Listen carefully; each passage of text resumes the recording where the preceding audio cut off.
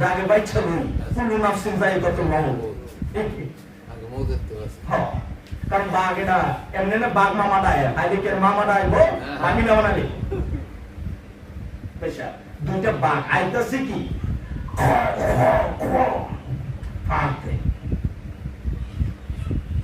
আমি সালাম সাজিন দেখতে তো বাবার বল কি সুবহানাল্লাহ বলবো ইন্না লিল্লাহি ওয়া ইন্না ইলাইহি রাজিউন কারণ জমিন আইতাছে এটা আর থামা সম্ভব নাই মৌত বুঝাই কিন্তু এমনি করে বড় পীর আব্দুল কাদের জিলানী ছোট্ট বাচ্চা বাবা হে তুমি বুঝি ভয় পাও চোখ উল্টাইতেছ বাবা